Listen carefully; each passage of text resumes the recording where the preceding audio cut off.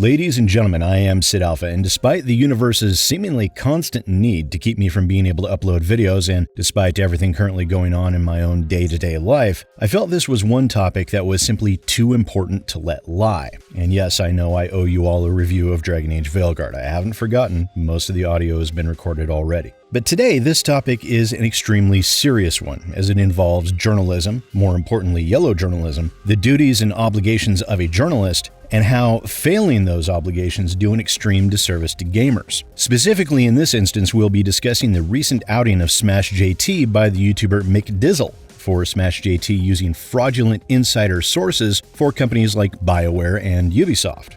Full disclosure, before we delve too far into things, Smash JT and me do not get along at all well, and we have had arguments on social media both before and after this most recent incident. So be sure to keep that in mind going forward. Now, for me and my part within all of this, back in late January, Smash JT released a quote-unquote rumor from an alleged Bioware insider that in February, Bioware Edmonton was going to be shut down due to both the failure of Veilguard and the compounding failures of Anthem and Mass Effect Andromeda. Now, this raised a huge concern for me in regards to that claim, and it was a concern that I was surprised to see literally no one else in terms of gamers or journalists pick up on, and I'll get into that in just a moment. But due to how absurd I found this claim to be, I reached out to Smash JT to query him about how he goes about vetting his insiders. Now, I have had insiders in the past come to me with information claiming to be employees of the studio in question. Most recently, that was Blizzard Entertainment. That last time, I was a much smaller channel than I am now, less than 50,000 subscribers to my recollection.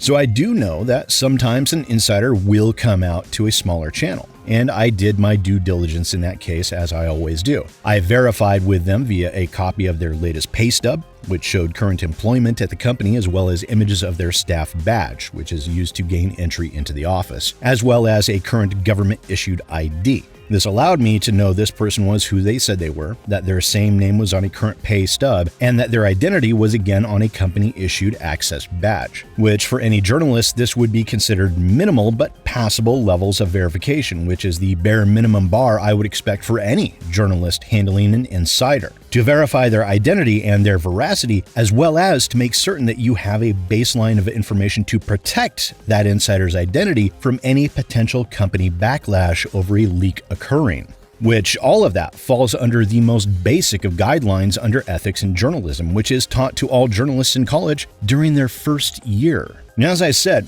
I reached out to Smash JT to query him about his verification process. I sent him a DM on Twitter or X or whatever you want to call it, and I sent him an email at the same time. Both stated that I was messaging through two different means, as I was unsure which was the best way to reach out.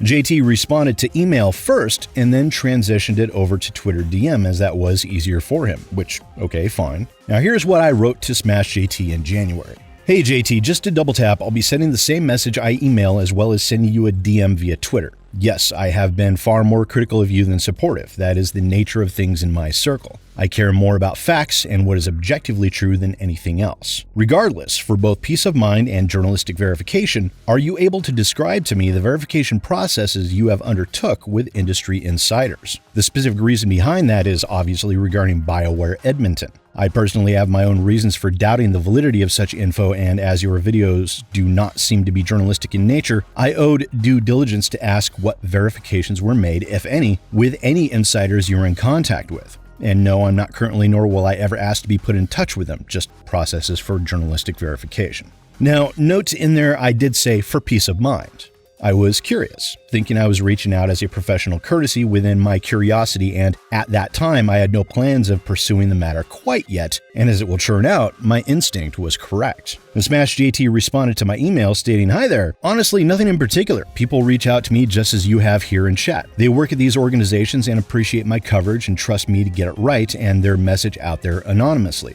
Honestly, I have no clue why I was picked, but I'm just doing my best that I can." Which, stating nothing in particular, is rather vague and non-committal, and that pinged my intuition a little bit. And I also wanted to impress upon JT that as a journalist, you really can't be doing this sort of thing and expect anyone to take you seriously as a journalist. It also begged the question, as within his video complaining about Jeffrey Grubb, another journalist with whom I've had personal beefs with in the past over concerns regarding ethics in journalism, and Grubb's not crediting JT with the alleged Bioware rumor. Smash JT stated that it took a lot of work in that instance. So now we have a story where Jeff Grubb is apparently taking credit for a source that me and Grums had worked with to get this story right, working tirelessly for days to make sure that we got it right before we went public with it. So I asked the question, if you have done nothing to verify they are who they claim, what work did you have to do in regard to the Edmonton story? The Smash JT continued via Twitter, stating the following: I verified the name of the individual, line it up with their story, and often Discord chat with them or have some other means of verification. They also provide info and documents that literally only an insider would have, but I'm not at liberty to show everything I'm given. That's where the trust aspect comes in, and they trust me with the info. Now again, JT was being rather vague and obtuse here, and my instincts shifted me from courtesy contact to investigation. So I pressed even harder, asking, can you give any examples of what you mean by other means of verification? Do you verify employment, pay stubs, badges, or anything along those lines? JT answered, honestly, it's kinda a case-by-case thing, and I try to inform my audience about my level of confidence in regards to each case based on what transpired to get me there. Now, that told me, without outright stating, that it is highly likely this person does none of those things, but is not wanting to give a confirmation or refutation, so instead of speaking in general terms, I was hoping to get something beyond vagueness out of him by being more focused. So I asked about the Edmonton rumor and the person behind it. That's exceptionally vague and doesn't lend much towards faith in the validity of your sources. Okay, so what sort of verification was made with the insider for Bioware Edmonton? Now this time I did receive confirmation from Smash JT that no verification of this individual occurred. Smash JT replied, that's the same source that's been accurate about everything up to this point, so in that case, I don't need verification, they've already proven to be trustworthy. And as I am now acting in investigative journalism capacity, I asked a question to confirm what he just said. So there was never any verification of this individual. To which JT replied, they told me their name and position at the company. I took their words for it based on the info they gave. It lined up. I simply responded with the words, I see, and left the conversation at that. From that point on, it was proof positive to me, in Smash JT's own words, that he fails to adhere to even the most basic of journalistic standards or ethics. JT and me had since gotten into an argument, and after he made several claims about my character and my own intentions, seemingly attempting to poison the well, I decided the best thing to do would be to remove myself from the situation, as it would serve no legitimate purpose, and to wait. I chose to wait, as I suspected more information would come out in time, and it most certainly did at that. Now, that last statement Smash JT made, where he said, I took their words for it based on the info they gave, it lined up, is continuation of a pattern that we see with Smash JT and his quote-unquote reporting on essentially a daily basis. It's something many of my viewers know is something I always try to combat, and that is the concept of confirmation bias. Now, the dictionary definition of confirmation bias is the tendency to interpret new evidence as confirmation of one's existing beliefs or theories. Put simply, from a journalistic perspective, it is holding a predetermined opinion or belief and a tendency to not only either majorly or exclusively seek out information to confirm that belief or opinion, but it leads one to neither question or want to question anything that confirms that belief or opinion. It also leads one to either dismiss or attack anything that runs counter to that opinion in order to protect one's own. We see it all the time in games media, as well as really all media in this day and age, whether it be from one side or the other. It is the mentality that leads to activist journalism, and it is something to be avoided at all costs, as it not only precludes objectivity, it eliminates the capacity for objectivity. Now, why did I reach out to Smash JT about his alleged Bioware insider? Well, because the claim continued within the rumor that Smash JT and Demion and many others claimed in an offhand manner as a rumor and then in practice treated as verified fact was, put simply, the Edmonton closure, and the one thing that was rolling around in my brain that seemingly no one else picked up on. Edmonton is Bioware's HQ. It always has been. Additionally, as Bioware Montreal was already rolled into EA Motive and was no longer a Bioware studio, this leaves Bioware with just two studios, Edmonton and Austin. And Edmonton, Bioware's HQ, is also the lead studio between the two on all current Bioware games, of which they have reduced themselves to working on one game at a time, which is a much more realistic approach for a AAA studio with only two offices to its name. So, what would happen if this alleged rumor were true? BioWare's HQ would be shut down.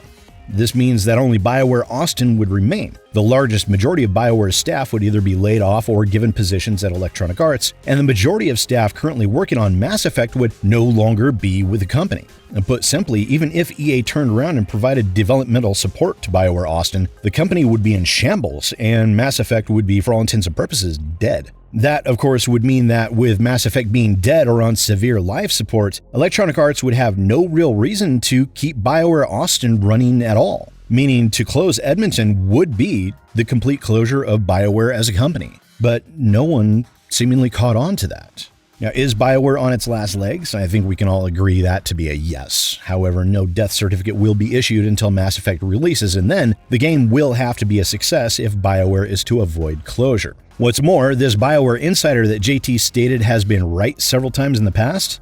Yeah, that BioWare Insider was fake. Now, in my communications with McDizzle, I was led to another small YouTuber who was the actual source of the alleged BioWare leak. Using Proton Mail, this person who wishes to not have his identity disclosed used the name of a person that works at BioWare and emailed SmashJT well before this BioWare leak, apparently pretending to be an insider and just making some well-educated guesses, which turned out to be true. Again, leading back to the statement that SmashJT made where he said, "That's the same source that's been accurate about everything up to this point, so in that case, I don't need verification, they've already proven to be trustworthy." Except they're not. They're fake. They're just a fake that was able to make some good guesses based on information at hand, something that really anyone can do. And that leads us into McDizzle Gaming and SmashJT's newest Ubisoft Insider stating that Assassin's Creed Shadows would be delayed again to May of this year. Now, upon receiving that information from the fake BioWare Insider, the same fake insider that seemingly provided SmashJT with all of his alleged leaks, McDizzle decided to give it a try and see if the bar is really so low for SmashJT that you really just need a Proton Mail account, as it's easier to obfuscate information than with Gmail or Microsoft. Pick a name of a current rank and file dev, state the name and position that person holds within the company, and then feed into SmashJT's confirmation bias. And unfortunately, that was literally all it took. Now, on the same day McDizzle posed as a Ubisoft dev making the claim that Assassin's Creed Shadows would be delayed until May, SmashJT posted the video titled "Exclusive! Ubisoft Insider Assassin's Creed Shadows Delayed!" And through that process, precisely 0 attempt at verification took place. The SmashJT, so quick to publish this fake information, once again failed to do even the most basic of due diligence, once again passing along fake information in order to be quote-unquote first. And after that video was posted, McDizzle dropped the veil and stated on social media, "None of this is reality, and I know this because I am the leaker, see attached. I did this to demonstrate the bad faith reporting in gaming news, especially around a game like Assassin's Creed Shadows. Ethics in game journalism is important. Smash could have asked for proof. He could have messaged me on a different platform. He could have reached out to other sources, but he didn't. He did not verify any credentials as he indicated, meaning that SmashJT lied about verifying anything. The only communication is attached. Anyone can send an email to info@smashjt.com, pretend to be anyone, and it becomes news. This has been a trend, and I have more examples. In fact, his BioWare leaker reached out to me to say they were just messing with him. Make your bag of money, but don't expect bad reporting not to be called out. A way to avoid that is to do a better job." Now, within SmashJT's video, he said, "My insider reached out to me, and while I don't want to go into much detail, I will say I don't know this individual, but I have personally verified who they are by the name that they gave me and the credentials that they showed. So take this what you will from an insider letting me know the situation. And the information they gave me is going to be heavily redacted because I don't want to give out any information as to who they are or a way to find them. But the information that I do give you guys here is going to most likely blow your mind." And here is the email that McDizzle sent to SmashJT. And from SmashJT's response, seen at the top, again, no questions were asked or even attempted. Simply blind acceptance, meaning that SmashJT was not being honest when he said that he verified anything. Basically, all he did is he went and searched the name of the person that McDizzle provided to him and Ubisoft and saw some results turn up, most likely a LinkedIn profile or something like that, and treated that as verification enough that this person exists and works at Ubisoft, so this must be legit. Now, SmashJT has obviously not handled this situation at all well. doing everything in his power to attack McDizzle Gaming, attempting to discredit him, malign him, and weaponize his own audience against him. Now, within the first minute of Smash JT's initial video responding to this situation titled "I Got," Smash JT had gone and found the old personal social media accounts of McDizzle Gaming and shared images of those while he spoke. Not the McDizzle Gaming Twitter profile, nor his YouTube splash page, only the personal accounts that he was able to find, which McDizzle himself admitted he should have done a better job at hiding his IRL identity. However, this sort of action, which is for all intents and purposes low-key doxing, is a very obvious attempt to direct Smash JT's viewers against McDizzle Gaming. Don't believe me? Here's what Smash JT had to say about a nearly identical situation when Alyssa Mercante published Smash JT's full name, albeit from what I gather that was done through court documents, as Smash JT is currently a defendant in a defamation case filed against him by Alyssa Mercante. But by giving the full name, you are subtly implying that you are encouraging your audience to proactively dox a person. It's not even subtle, it's right out in the open. And you know, she can be like, oh, I'm not doxing him, I'm not doing anything. That's his name. People have written about him before. He's shared articles with his full name in it. It's like, yes, but when you, a known person that does not like me, starts doing it, it has a different implication. Now, I find it highly ironic that Smash JT would feel this strongly about such a thing and then to turn around and do effectively the same thing to McDizzle Gaming for having the temerity to go up against him. It is as hypocritical as it is disgusting to see, and even though I already had a low opinion of Smash JT for his blatant sensationalism, not to mention his past with the Intellivision Amico or his inability and or refusal to correct information when it is provided to be objectively false. Now, I found one such example of this back in November of 2024. In the video titled "Ubisoft Extortion Bug Forces You to Buy DLC to Keep Playing Games You Already Own," this video was released on November 20th, 2024, and it discussed how the game Avatar: Frontiers of Pandora, where players of the game were finding themselves locked out of their save files, and the only remedy for this bug was to purchase the Skybreaker DLC. However, even that bit of reporting seemed to be inaccurate, both in effect and in timeline. Because you see, on October 29th, a full month before Smash JT released his video, Massive Entertainment, who are the Ubisoft studio developing Avatar, released Title Update 1.11, which both addressed and fixed the bug in question. And that small bit of research took me all of 3 minutes to hunt down. Most of that was spent because I wasn't aware of the bug in question. I wasn't aware of the situation, so I had to find what people were saying first, and then I found the patch update, all within 3 minutes.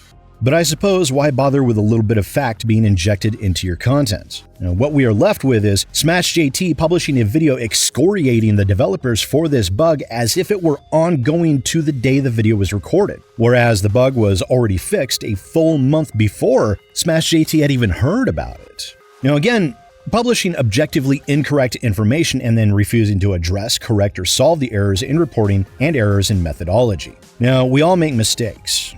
Some bigger than others. I've made mistakes numerous times in the past, and it's entirely possible and even probable that I will again in the future.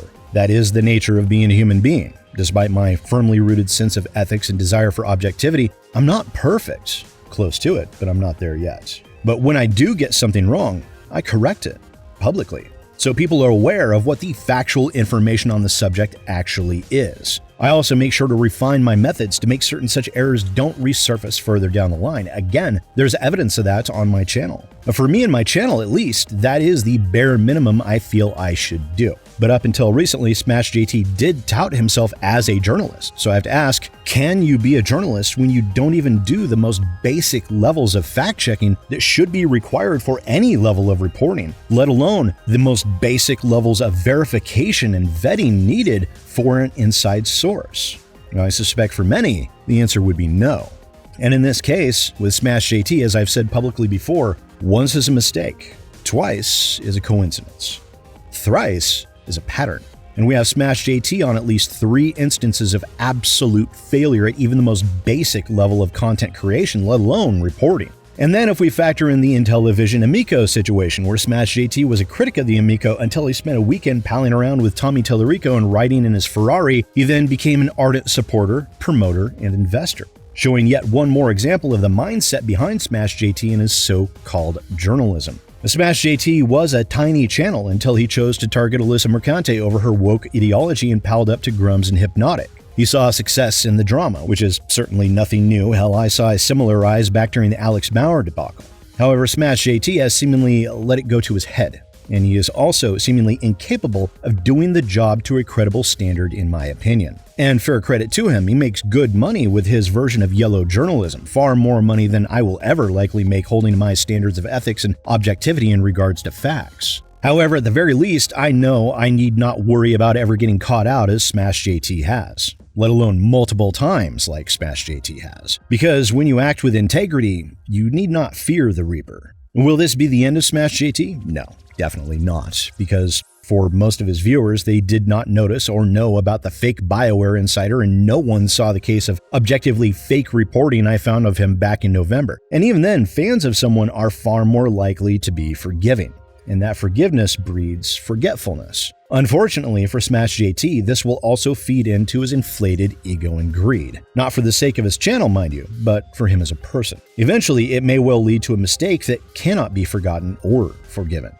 Only time will tell though, so we'll see. There's also the question about the morality of McDizzle faking being a Ubisoft employee to see how Smash JT handles it. So I put myself into Smash JT's shoes. What would I do if that happened to me and for some massive lapse in judgment and intellect, I somehow pulled a Smash JT and failed to vet the source?